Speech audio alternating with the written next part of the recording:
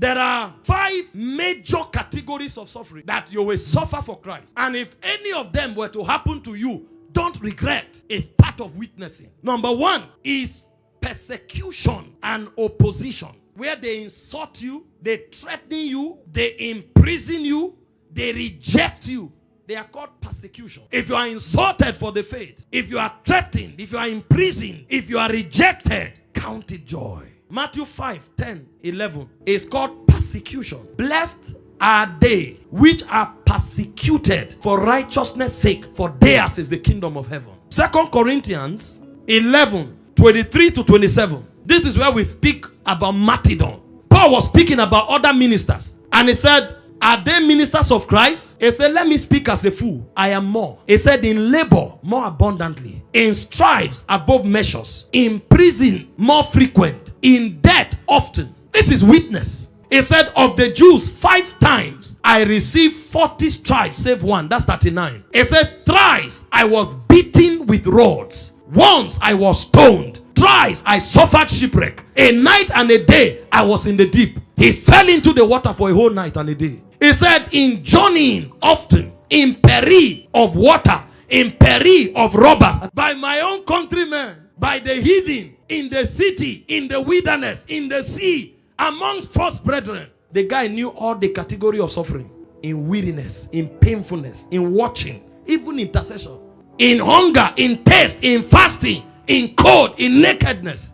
You say you are a disciple. Any little thing you say, why are things happening like this? For Jesus, it's worth it. It's part of our witness. It's called persecution. Number 3 is emotional and mental suffering. This is where you speak of sorrow, loneliness, anguish for the sake of Jesus and the church. Philippians 2:27, 2 Corinthians 11:28. Paul was speaking about one of his soldiers here who was sick unto death. So there are sorrows, emotional, and then there is social and economic suffering, where you lose possession, where you suffer poverty for the sake of Jesus. Imagine you are in Lagos and God now tells you, go to Gombe, and it calls a village where there's no light. If you are not a witness, you won't go. You know, our missions now, we want to carry the gospel to America. I will, Lord, send me. As you are saying, Lord, send me, you are seeing the map of America. You are seeing the map of England. When God now answers, he will say, go to Mozambique. There's an urgent work to be done. You say no. Satan speaks in these last days. Be careful what you hear. Because you know there will be economic breakdown. It doesn't look like blessing to you. That's why most of us can't be entrusted with much. See, if you want to be a witness, tell yourself, wherever he sends me, I will go. The Bible says, so long as you have what to eat, what to wear, and where to lay your head, he said that should be enough for you. Now, if God blesses you, enjoy. The Bible told us God gives us everything richly to enjoy. God is not against living well. But if for the sake of Christ, you need to suffer hunger, suffer it. It's part of your testimonies. Finally, type of witness you will suffer is spiritual suffering. That is warfare. The resistance of sin, enduring temptation, and battling principalities and powers. See, there are places you go to and preach Christ because souls are saved. They will shoot arrows at you for a month. Even accidents will be orchestrated. They will move men to hate you. Some will shoot you as their own life assignment. If you are beaten today, can you sustain your testimony? If you lose your job, can you sustain your testimony?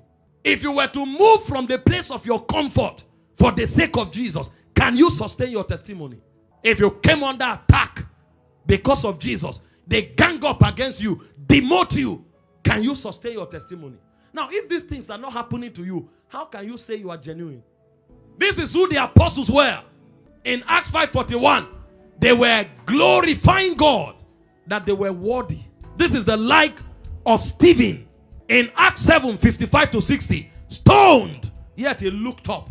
How can you look up when you are being stoned? Every time you lift up your eyes, a stone can hit you.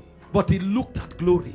He said, I see the Son of Man standing by the right hand of the Father. Their Christianity stood the test of time.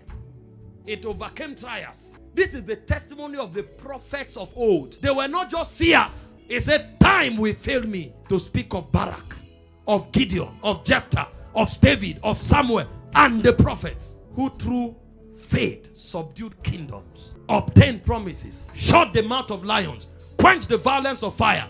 Weak men made valiant in battle, put to flight the armies of the alien. And he says some of them were sawn asunder. He said yet they stood their ground because they were looking forward to a more glorious resurrection. Suffering has benefits. Number one, it deepens your faith, your conviction, and your dependence on God. 2 Corinthians 12, 9 to 10. Number two, it produces perseverance and character. Romans 5, 3 to 5. Number three, it engenders conformity to Christ. Philippians 3:10. Number four, it occasions eternal reward. 2 Timothy 2:12. 2 Timothy 4, 7 to 8. And Romans 8, 17. Number five, it is a testimony to your generation. Acts 5:41. Philippians 1:29. Number six, it strengthens the church. Acts 8, 1 to 4. Acts 2, 23 to 43. And number seven, it reveals God's glory in us. 1 Peter 4:14. Romans 8:17. When you suffer for Christ, you are blessed. Jesus said, blessed are they that are persecuted for my name's sake.